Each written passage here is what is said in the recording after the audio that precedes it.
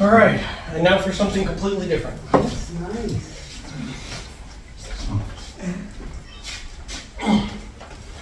So, to give you guys a little idea, this is actually a derivation off of someone else's talk. I had attended a talk down in Tatamy, not a mineral club or anything like that.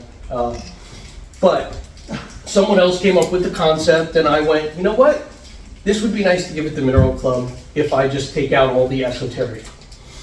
So what I did was I took his talk, confirmed like 20% of it,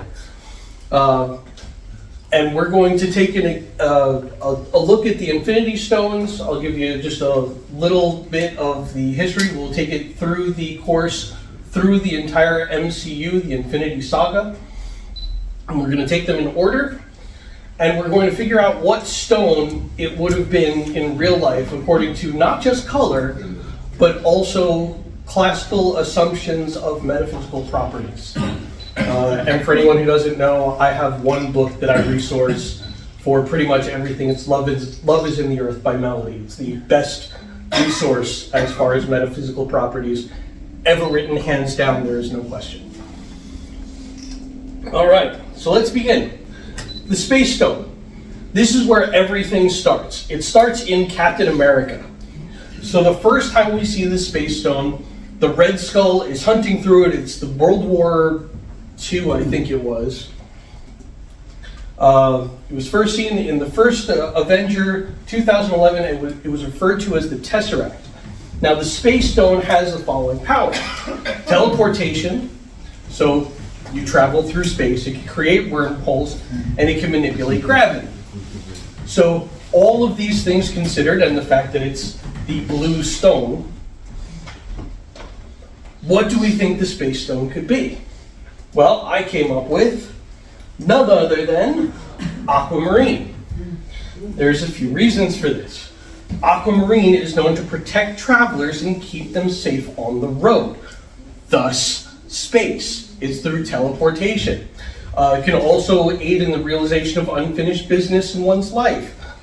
This is to create another form of movement. So all of that concept of movement connected me, along with the color blue, to aquamarine for the Space Stone. Moving right along, we come to the Mind Stone. Now everyone knows the Mind Stone is what gives Vision his powers. It's the one right in the middle of his forehead. But before that, before we look at Vision, it was actually introduced in the Avengers, and it was housed in Loki's scepter until it was removed, at which point it completely changed color. It was originally blue, then it became yellow, and we now know the Mind Stone to be a yellow stone. It enhances the mind, awakens or heightens psionic abilities like telepathy or telekinesis, which we see Vision using here. And it can control the mind of others. You saw that in that first movie where Loki goes and takes control of Hawkeye. That was through the Mind Stone. So all of this put together, I came up with none other than topaz. A lot of people say citrine. I go, no. Topaz. Because topaz is known as the wisdom stone, and it can encourage a healthy mindset. It strengthens willpower and helps to align an individual's intentions, all things having to do with thought process and the mind, hence Mind Stone. Moving right along, we come to the Reality Stone. The Reality Stone was hard. I'll admit completely, the Reality Stone, that was a difficult one. It was first seen in Thor the Dark World, and it was known as the Ether. It was originally a liquid, which I had to go, okay, I'm not starting with liquid, because pretty much all crystals start as a liquid. They start in the magma and all of that, and they form through the cooling and the crystallization. But the Reality Stone gives control over matter and control over light. So we have to look at light properties and matter properties. So the Reality Stone would be, of course, ruby, the general assumption that you're going to make. It's dynamic and uplifting. The stone is known as the Stone of Transformation. So control over matter. So it improves clarity, brings up emotions that require change, and it can change your entire reality as a result. So reality stone, the stone that can change your reality. We come to the power stone. This was an easy one. This was actually probably the easiest one. First appeared as the object of the quest in Guardians of the Galaxy when we see Chris Pratt, dancing through, and he goes and he invades that little tomb. The Power Stone is what he's looking for, and it's the whole reason that the Guardians of the Galaxy team actually formed. It was all around the stone. So it was kind of nice to have a Marvel team come together because of a stone. But the Power Stone has the powers of providing invincibility, grants power over energy, and it enhances the other stones. So I'm looking at things that can be used to enhance other things, and of course that whole protection element. So very, very simply, we come through and we have, of course, our classic amethyst. Amethyst is known as the shield stone.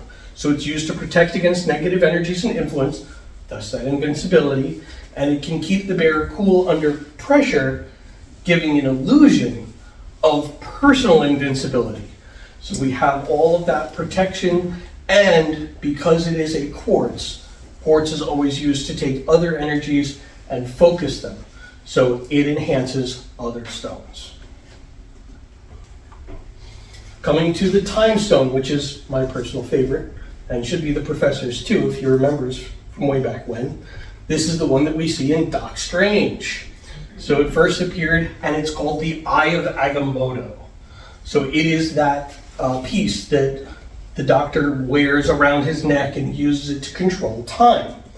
So, and that's exactly what it does. It has control over time itself. It's often used to relive moments or to enable time travel.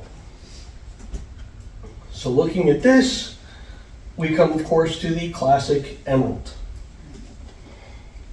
The emerald is known for assisting in patience, balance, and wisdom, thus giving you a unique view of time and time's effect on your life. The soul gem.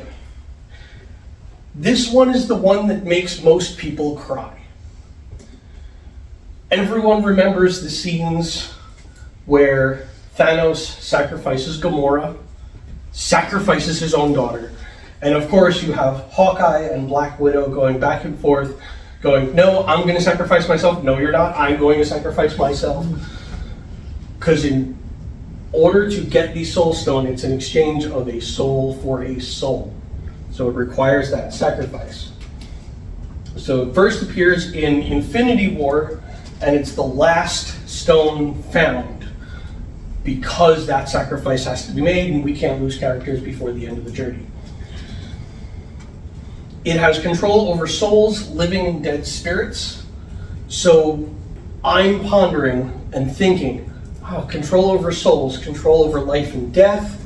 So of course, that's going to bring us to amber.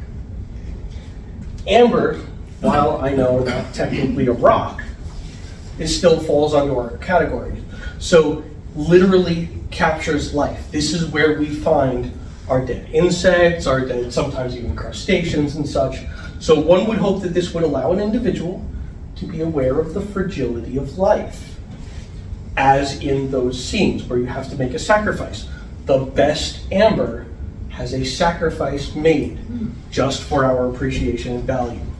So it's known to stimulate the transfer of knowledge, quiet emotions, and bring internal peace.